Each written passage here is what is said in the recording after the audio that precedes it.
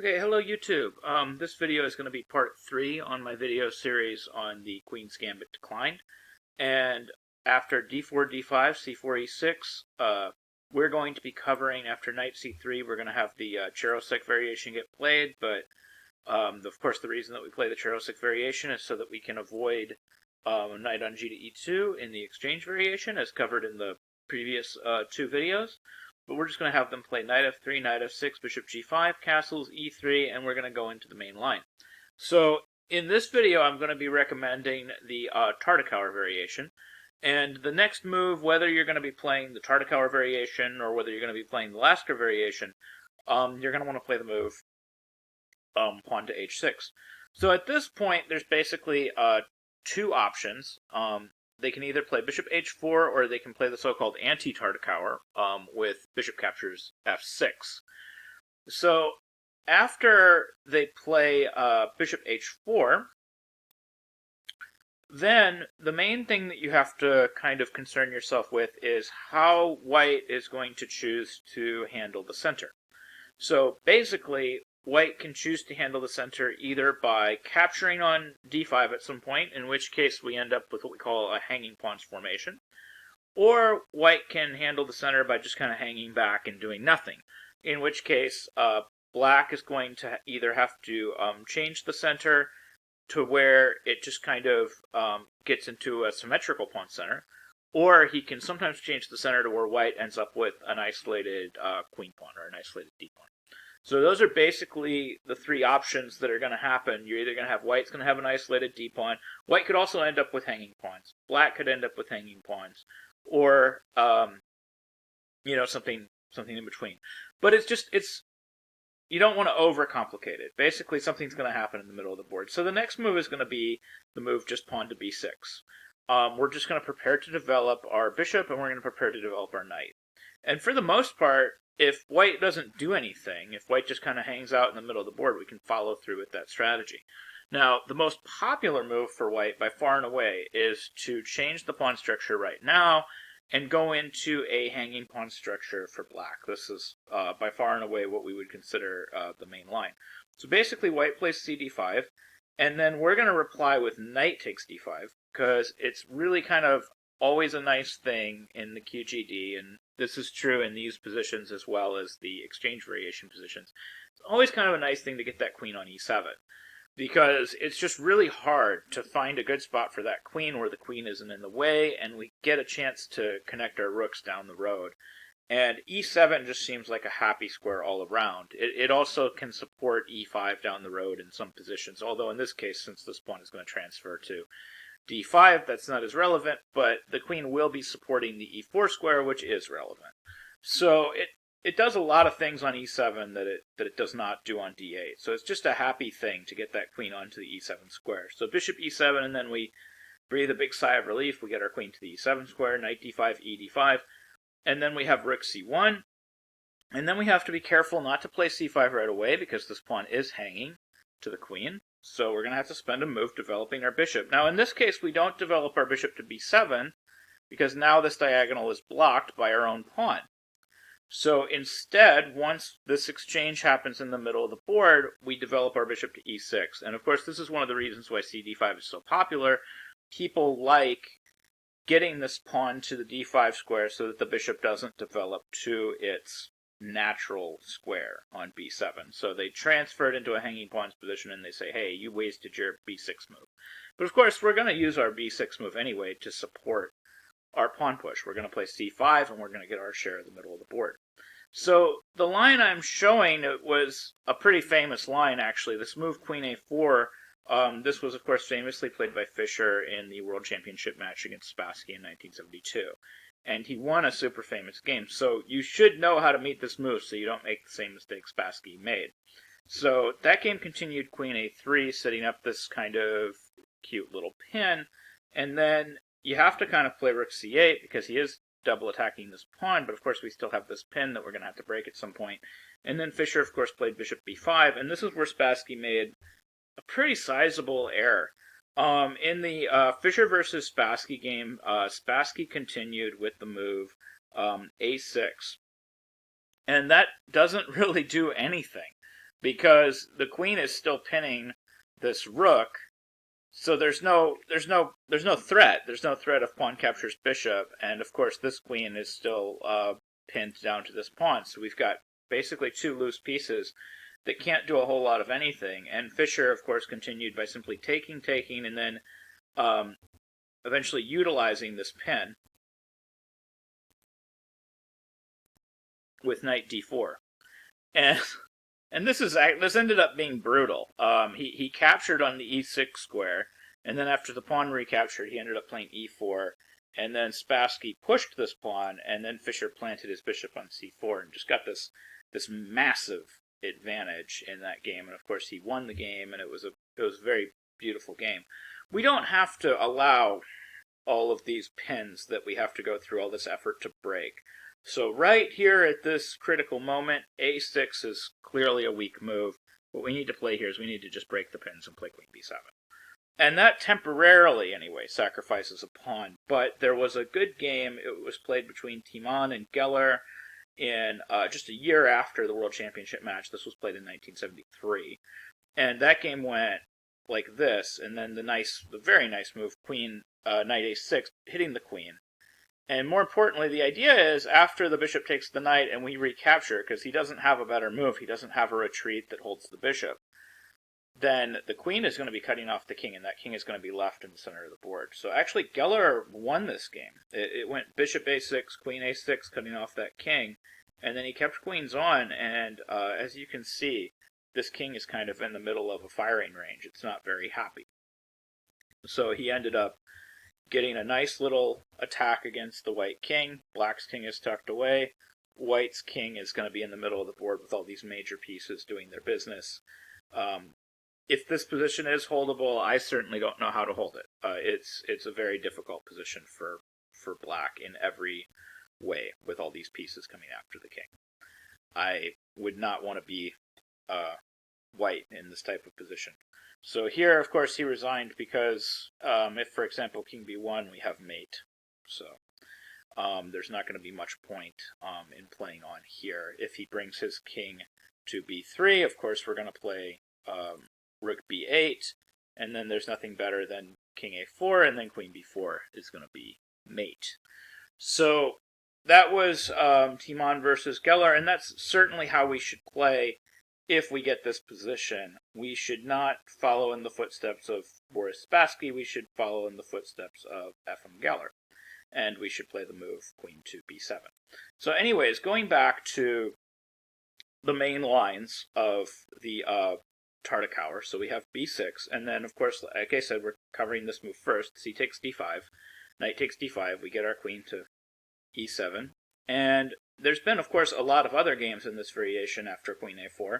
Mainly, people have certainly tried after, say, queen a3, rook c8, instead of bishop e5, they've played the move, the more quiet kind of move, bishop e2. And then there was a good game by Kasparov. He just broke the pin with king f8. The idea with knight a6 isn't as effective here because we don't have a bishop that the queen has to run away from. So he broke the pin with king f8 instead, and that game continued dc5, dc5 here, and then Kasparov played a5. So one of the main ideas in these types of positions is Black actually intends at some point to play c4 and a4, and this was a plan that was kind of shown to us by Capablanca. Of course, there was this famous game, Bernstein versus Capablanca, and of course that game omitted the move h6, because back then they didn't know any better. They didn't know that h6 was a good inclusion in the Tartakower variation like we do today. But Capablanca introduced us to this idea of eventually playing c4 and a4, and even though we give up a weakness on the d4 square, the weakness on b2 seems to be more important than the weakness on d4. So that's kind of the route that Kasparov goes down, is he's basically just trying to get his pieces to the b file, wrench this weakness on b2. This is the very basic idea. So eventually we make this exchange, the a5 pawn for the b2 pawn, but now of course we have the dreaded passed c pawn, or as I like to call it, the world champion pawn, because every world champion that's ever existed owed his world championship somehow to a passed c pawn at some point during the match. It's kind of interesting. It's an interesting little tidbit of chess history, is this passed c pawn seems like something that happens a lot on the highest levels, and it happens a lot especially in the Tartakower and especially in hanging pawn positions. So this game continued with Kasparov using the dreaded World Championship pawn to full effect. And you see this is just, when you start pushing this World Champion pawn down your opponent's throat, it just creates this log jam where they just have a very serious problem, eventually just preventing this pawn from continuing to move forward. And you can just kind of see Kasparov's technique here. He gets rid of the blockader. It's a good exchange for him. And the World Champion pawn is going to move forward again pretty soon.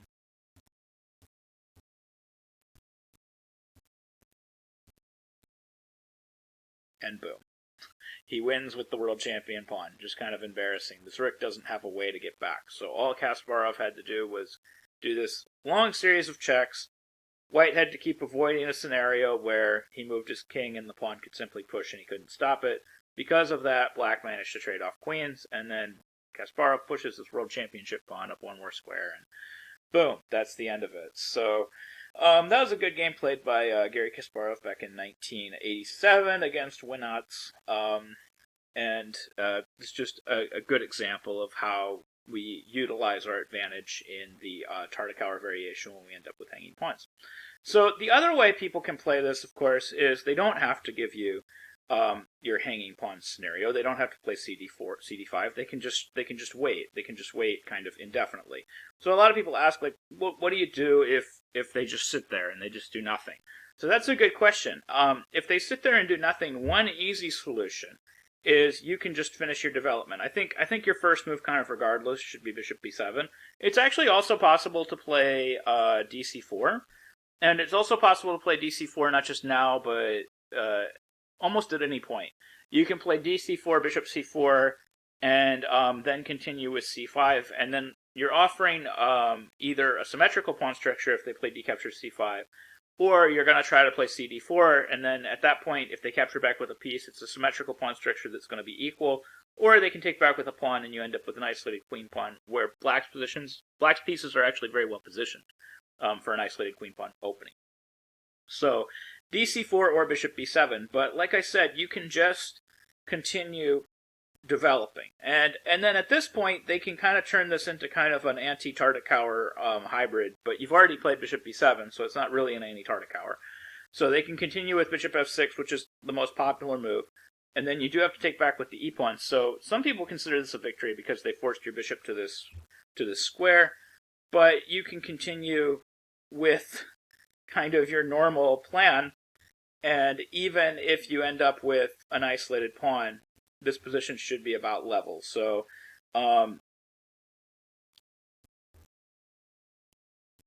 after a few more moves, you'll notice Black is not having a serious amount of difficulties with this particular isolated pawn. So anyways, so going back, so bishop h4, and then we have b6, and then we have bishop e2, bishop b7, and then we can have one idea that I've run into is sometimes people will try to position their rook on the d1 square. And this actually makes it kind of awkward to play dc4. As you can see, like if we've positioned it here, it makes it really awkward to play dc4, dc4, c5, because we're opening up that rook directly to our queen. So when people do this, invariably, you have to play knight e4. I mean, what else are you going to do? And the important thing to remember here is if you play knight e4, you're going to be okay. So, like, there's basically two things that White can do after knight e4. He can exchange on e7 after bishop takes e7, queen takes d7, and we've gotten our queen to the happy square. But more importantly, we've gotten our queen off of this file. So everything should be pretty much okay. So, like, one example of how things could go from here is after castles, we just take on c3 and we play c5. And this position is pretty much completely, totally dead equal. After everything exchanges, there's really just not going to be much left. Like, this was actually Alterman versus Hamovich, and it just ended in a draw in Israel in 2004. And if you look at this on an engine, the position is just completely dead level. You know, Black can actually just exchange if he wants to. He can exchange here. He can do any number of things. It's just a completely equal position. So that's basically how we handle the rook coming to d1 is we're going to have to play knight e4. They can also retreat the bishop to g3 and keep your queen on that awkward square. My recommendation is simply knight captures bishop. We have the bishop pair now, and then you bring the other knight to f6. This was completely equal between Kagagalev and Petrosian in Tallinn in 1980. So after you just exchange everything, we're going to end up with a hanging pawn position. And a lot of times, once you end up with the hanging pawn positions, the bishop being on b7, being blocked by its own pawn, isn't as big of a deal. Because, of course, now our pawn center is a little bit more mobile. And Black did totally okay in this game, and actually Petrosian managed to win the game. This ended in a win for Black. So if we go back, so rook d1 is an option that they can try to maneuver for. But also I'd like to point out, again, is pretty much at any point, like let's say they play like more of a do-nothing kind of main line, like they castle, and I just develop, I play knight on b to d7, and they play rook c1. You've got two options here. You can just continue with the normal-looking c5, in which case, again, your positions should be completely equal. You're totally developed, everything's fine, no matter how the center resolves. Like, if the center resolves in hanging pawns, you should be fine. If the center resolves some other way, like he does nothing, and you turn this into an isolated queen pawn for white, like you take, he takes back, and then you take again here on c4, and he ends up with an isolated queen pawn, you're fine. Another way to do this is just threaten to play an isolated queen pawn position. This is lesser played, but it's still very strong. And actually, Kasparov has been known to do both. He's played c5 and dc4 here. So you can play d takes c4, bishop c4, and then c5. And I think this is just much more forcing, just telling your opponent, look, I'm going to offer you one of two structures. You're either going to play d captures c5, and then when we continue with something like knight c5, we're going to have a totally symmetrical pawn structure. And this is just equality, and this is nothing for anybody to write home about. Or we're going to play, we're going to just play c5 here. And if we play c5, in this case, like let's say after bishop g3, again, however this resolves, we're going to be fine. So, like I said, I almost just recommend dc4, just define the structure. And then after bishop c4, we're going to play c5. And then if he just continues to do nothing like queen e2, we can play a6, a4, and then cd4, ed4, and we have an isolated queen pawn position. And actually, the game we're following is Portosh versus Kasparov in Brussels, 1986. And Kasparov actually tried some stuff. He played knight h5, he took, and then Portosh tried to get rid of his pawn. But this didn't prove fatal, like it sometimes does, because Kasparov had more than enough play to make the position very dangerous for white, and Portosh just repeated moves, and draw was agreed. So those are kind of all the possibilities in the Tartakower when they allow you to play the Tartakower. So the other option is, of course, they can play the so-called Anti-Tartakower, which is h6, and then they simply respond with bishop takes f6. So at this point, there's basically two moves that get played for white. There's queen c2, and there's rook c1. So the main thing that you got to remember with these two moves is basically just how you're going to handle your c-pawn. So if they play queen c2, and this makes a lot of sense, we're going to shove that c-pawn to c5, and we should have complete equality. If they play rook to c1, then we're going to take that c-pawn and we're just going to put it on c6. Now, I want to show you the reason for this. So if they play queen c2, this is basically the plan. We're going to play c5, dc5, we're going to take on c4, we're going to play knight d7, threatening to capture that pawn on the c5 square. Now, there's apparently no good way to protect this pawn at this point. So they have to give it to you, so they usually play c6, takes, castles, rook b8, here, queen a5, and this position just pitters out into something that is basically complete equality. Okay, so that being said, like, and you can follow this game. This was actually I believe this was Blue Bomb versus Wesley So, and this actually ended up really well for Black. Black actually went on to win from here. Wesley So won this game. So, queen c2, c5, that's the move. But if they play rook c1, we actually have to play the move c6. And the reason we have to play c6 is because c5 doesn't work, because after the queen exchange, we actually don't have a good way to get this pawn back, and it's kind of embarrassing. So like if they take and we take, and now they exchange queens, and we play knight to d7 to get our pawn back, they don't have to play c6. They can actually just play knight a4, because our rook is not a queen. We can't play queen to c7, capturing on c5, and we can't play queen a5 check. We don't have anything where we can add pressure to this pawn to take it, so white can actually just get away with holding it, and he'll just net that extra pawn and just keep it.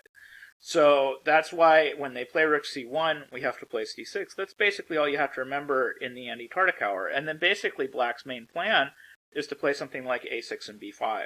So after, say, bishop d3, knight on b to d7, a6 is going to be the move. And then they're either going to play a3, in which case you play b5 and your position is fine, or they're going to play pawn to a4 to prevent it. And that's not such a big deal because you can still take and you can play b5 at some point. I would recommend bishop e7 first, and then taking on c4, and then b5, and then this should actually be complete equality. This one game in Grabov versus Kharitonov, Gorky, 1989, it ended in a draw, but actually maybe even black is... I mean, it's total equality anyway. I mean, but I have two bishops, which is always good. But takes. We trade off our bishop pair, I guess, and then knight f6. And this is just complete equality. If he just exchanges on e7, queen e7, it's completely equal. There's just absolutely nothing to write home about. So that's pretty much it. That's the Tartakower variation and the Anti-Tartakower variation. That's your brief overview of those two systems. And in the next video, I'll try to close out this series by going over the bishop f4 lines of the Queen's Gambit Declined. And I also want to go over the Catalan, but I think that's going to be a standalone video just on the Catalan. Okay, thank you very much for watching, and I hope you learned something new about chess.